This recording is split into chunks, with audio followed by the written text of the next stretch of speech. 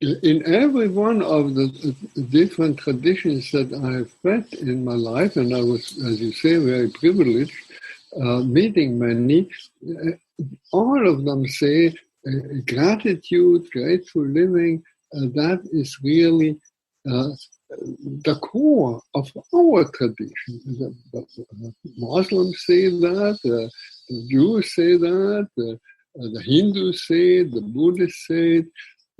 And each one brings a little slightly different accent to it. Welcome to the Gratitude Podcast on www.georgianbenta.com, where you'll hear a new story each week that will inspire more gratitude in your own life. Our mission is to inspire 100,000 people to discover how to feel gratitude and live a happy life through the amazing life stories of our successful guests and their actionable tips. And now, the host of our podcast, Georgian Benta. Hi, Gratitude Seeker. Welcome to this amazing episode with Brother David Steindl-Rast. It's a great honor for me to be able to do this, and I'm really happy that he has accepted my invitation.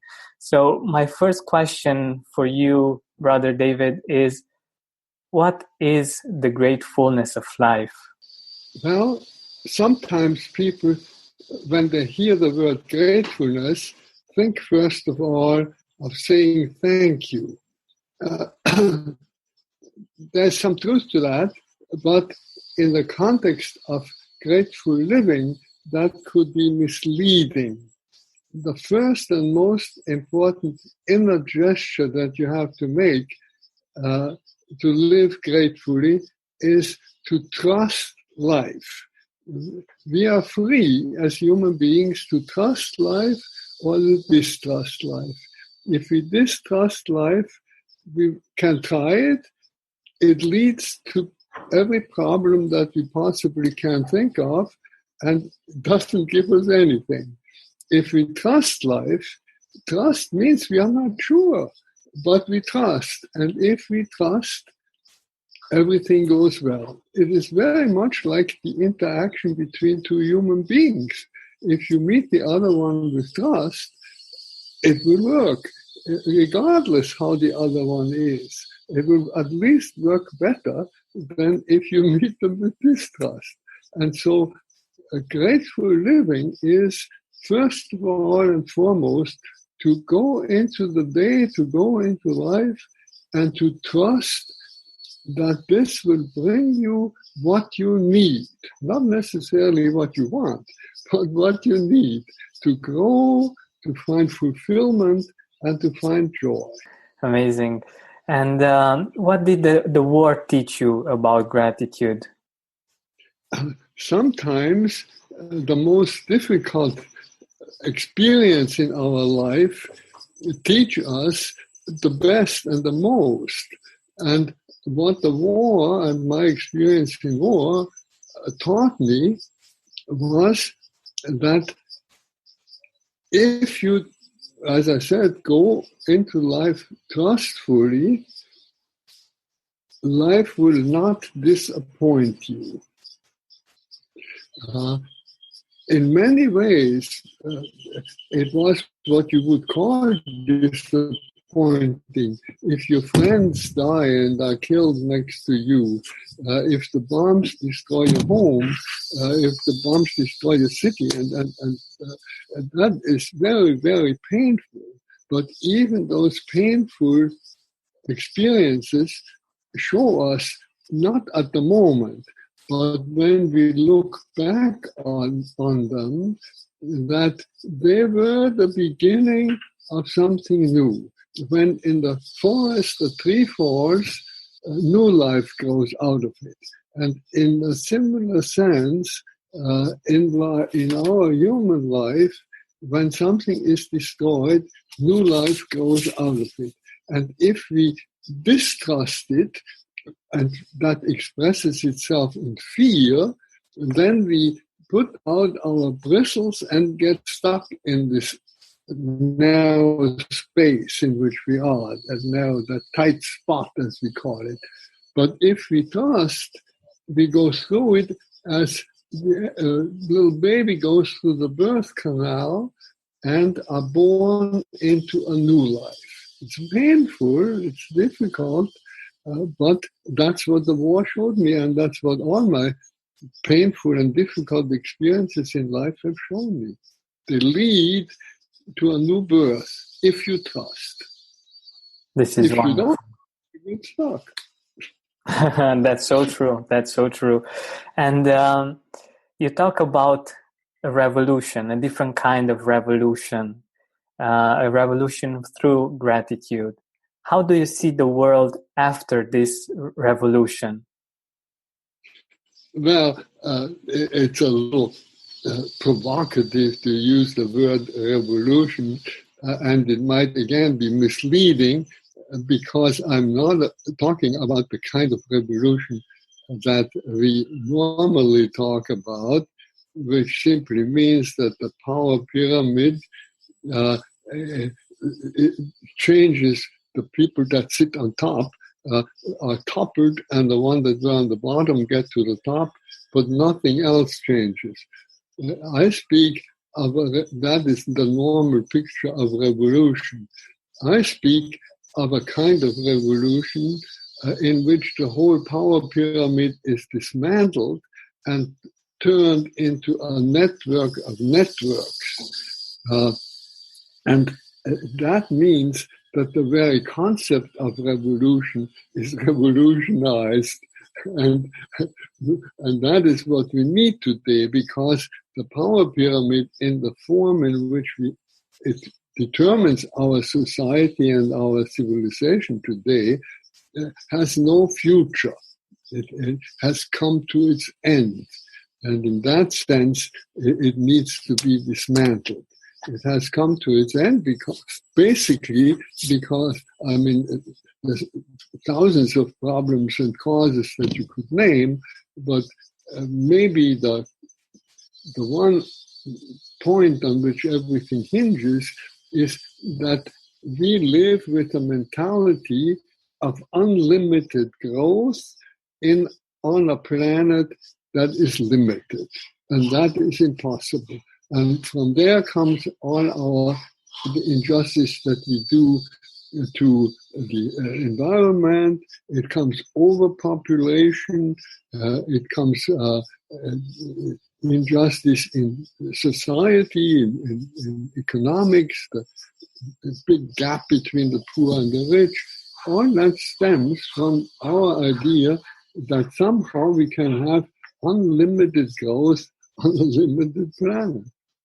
And so the real revolution, the real change has to take place in our thinking, in our awareness, not externally. If we can, and therefore schools are so important and education is so important.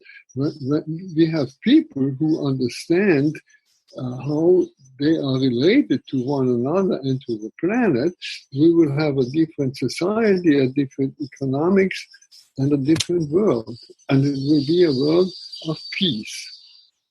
Wow, I totally agree. And I'm really curious how you see this world being like in, I don't know, maybe 50 years, when many more people will practice gratitude constantly. How do you see that world? How will the people relate and everything? Well, we could start from the world how it is now and compare it. And the world that is now is driven by fear. This I mentioned the pyramid, the power pyramid. The ones on top and higher on top, the more so, are fearful that they can be toppled from the top. So out of fear, they become violent. So we have violence in the world. A little further down, they are trying to get ahead and higher up.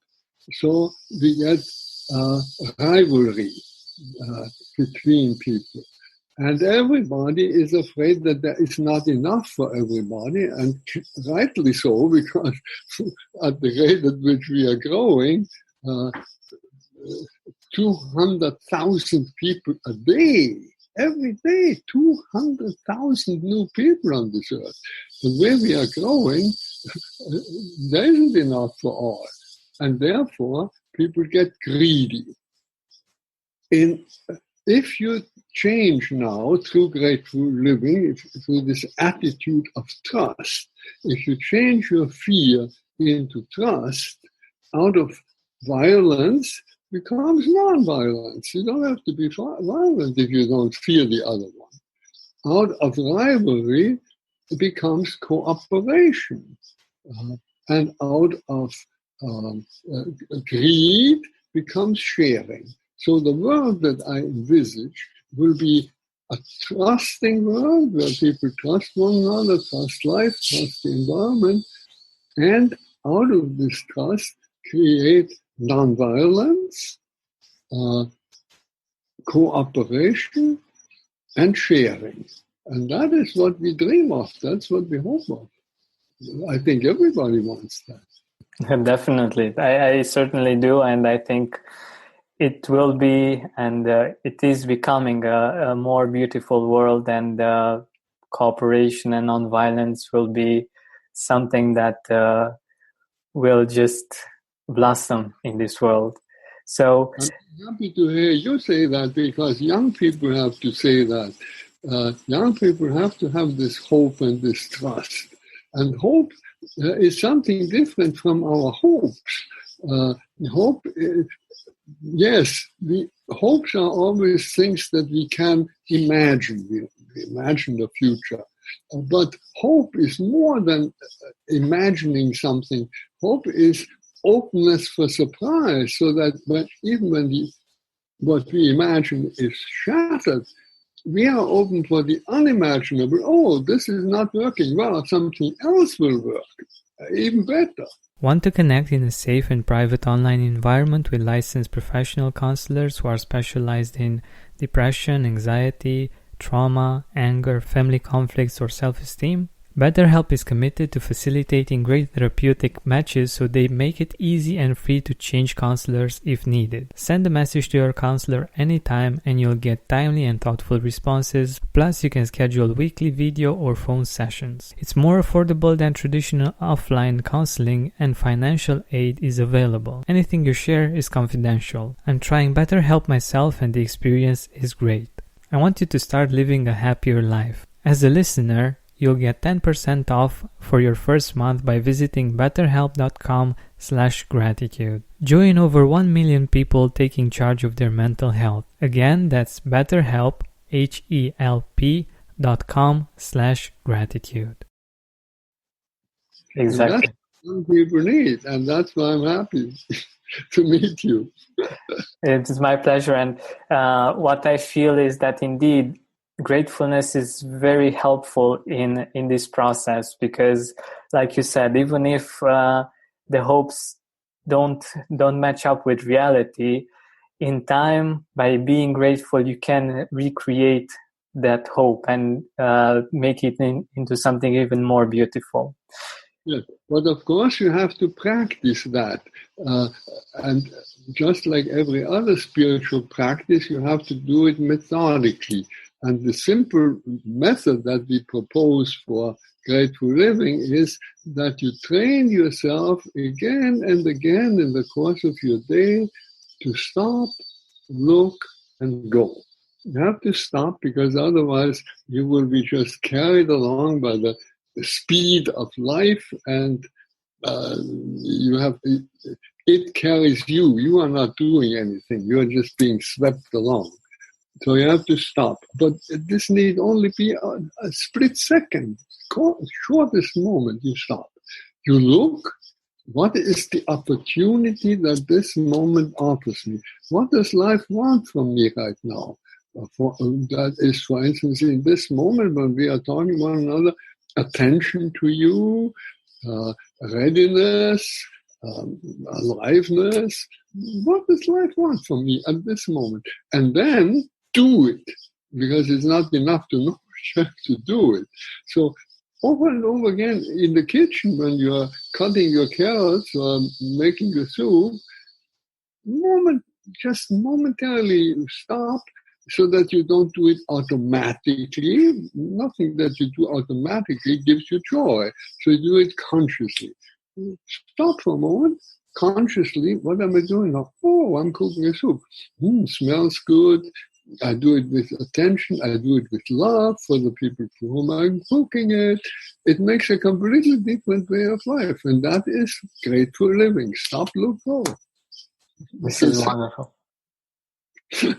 This is wonderful. And I've been experimenting with this, and I've lived it, and I know that your words are true, and I know the difference between doing things on automatically and actually enjoying them and being aware of the smells, of the colors, of the way things feel. That's just a whole nother experience. And I think this is the great fullness of life that you speak about, right?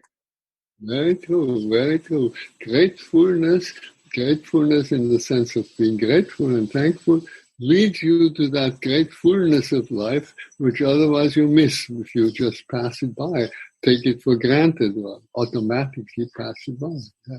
I hope that many young people will do what you so convincingly affirm. I'm working on it. So one thing that I love about gratitude, I love many things about gratitude, but one thing that I love is that I found it in many religions and spiritual faiths. And I know that you have done some work on building bridges between faiths and religions. What have you learned about gratitude from other perspectives, from other spiritual practices or religions? In every one of the different traditions that I have met in my life, and I was, as you say, very privileged, meeting many, all of them say gratitude, grateful living, that is really the core of our tradition. The Muslims say that, the Jews say that, the Hindus say it, the Buddhists say it. And each one brings a little slightly different accent to it. So in Judaism, for instance, it would be the personal aspect. The one great insight of the Jewish tradition of the Hebrew Bible is not that there is one God. That is first of all, it only slowly develops in the course of the Hebrew tradition, and secondly, other traditions have also had it. That's a misunderstanding. The great insight of the Hebrew Bible is God speaks. See, that this mystery with which every tradition is confronted, and which some of them call God, is personally related to me. That is the great insight of the Jewish tradition.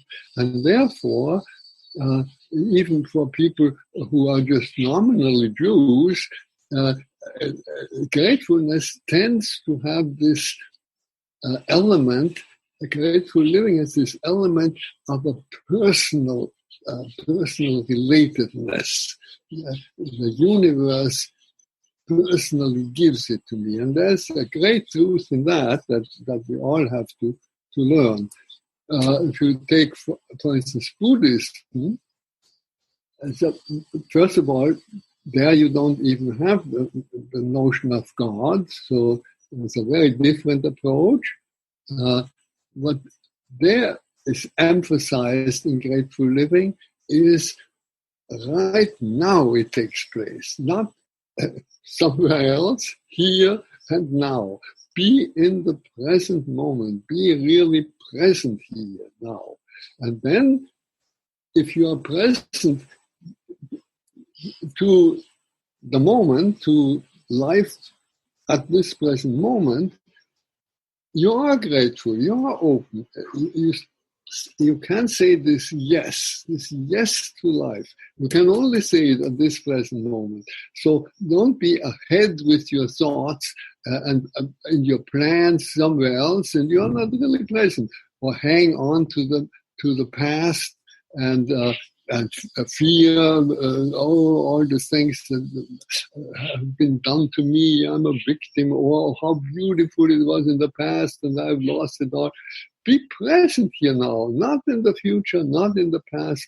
And if you are present, you are meeting life as it is, and that is grateful living, with trust, with that great yes. And so each one of the traditions, you could say, has their own special gift, and it is helpful to us to meet members of other traditions. We should really make an effort to meet them socially, just as acquaintances at work or wherever, meet them and listen a little bit. How do they show themselves grateful to life? How do they say their yes to the present moment and to all that is given to us?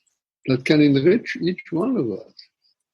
I truly believe that, and I truly believe that the universal truths like gratitude, like love, you can find them in any tradition. And like you said, even if they are slightly different from one tradition to another, the essence of them is still there, and you can totally feel them, you can totally relate to them. And I think it's one of the things that you can rely on, knowing that this is a truth that you can believe and that you can live each and every day of your life. Yes, this basic human spirituality that expresses itself in this tradition and that tradition is our common heritage. And things, as you say, like grateful living or trust or love or hope, they are part of that basic human spirituality with which every child is born, and that just needs to be cultivated. And under love, I don't, by love, I don't mean some emotional attitude. It is more related to the will. It's very nice if some pleasant emotions come with it, especially when we are in love or so. But love is much, much wider. And wherever we find genuine love, it is what we have just been talking about, saying yes to belonging. Limitless yes to belonging to the whole universe. And, of course, to all other human beings, and to the plants, and to the animals. And when we belong to one another, we will behave completely differently towards one another. Lovingly. That's what it means. Exactly. I love what you say when you talk about Thanksgiving. I know that you have a certain definition about Thanksgiving, and it's something that most people don't think about. So how do you see Thanksgiving? When you say thank you, you are not giving something. When you pay or when you trade something, then you give something. When you say thank you, you give yourself. It is almost like saying, I have nothing to give you, nothing better to give you, I give you myself. And that is when I say thank you. Maybe you had this is great. This is on the same idea. I know that you've been talking about the fact that gratefulness is something that we do mostly on the inside. And Thanksgiving is giving thanks to others, giving the gratefulness, spreading it around and spreading it to other people. Yeah. There's an African proverb that I like very much that says, thankfulness or grateful thanks is what the hearts give. Giving is what the heart does. The hands let only go. The hands let go, but the heart is giving. Thankfulness. And the image that I like to use is that of a vessel that is filling up. When we have this experience of somebody gives us something, or we experience something very beautiful, and gratefulness is rising in our hearts. It feels as if inside of us a vessel was filling up quietly, and then comes the moment when it overflows. And that first phase, that just gets fuller and fuller, I call that gratefulness. And then when it overflows, I call it thankfulness. And then it glitters in the sun, and it makes beautiful noises, the water that flows down. That the two belong together. But we really need to cultivate gratefulness so that our thankfulness will be genuine. And we can cultivate it by not making the vessel bigger and bigger, because then it will never flow over. With us, what happens is when it just wants to flow over in joy and thanksgiving, advertising comes and tells us, no, there's something better or bigger, or you need something else. And instead of overflowing with joy, you just make the vessel bigger, and it never overflows. So you have to be very careful. In countries where people have very, very little, much less than most of us, they live truly grateful and joyful because their vessel is so small that the smallest drop makes it overflow. We see that and we are amazed. We go to very poor countries and we say, oh, these people are more joyful than in the affluent society. Yes, because their little bowl overflows sooner. I love this analogy, and I think it's so powerful and such a great way of seeing it visually and understanding how we can enjoy the great fullness of life when we see our vessel as being filled with gratitude. I love it. So could you share with us, what are you grateful for right now? Right now, that I have the opportunity to talk with you, and that through you I'm meeting so many other young people that come to and listen to what you have to say to them and share it with them. And I'm grateful for this technology on which millions of people have been working and inventing things which I could never invent. And there's this technology that makes all that possible. I'm here in Argentina, out in the Pampas in nowhere. I don't know exactly where you are. Where are you? I'm in Romania. In Romania. There you are in Romania. I love Romania.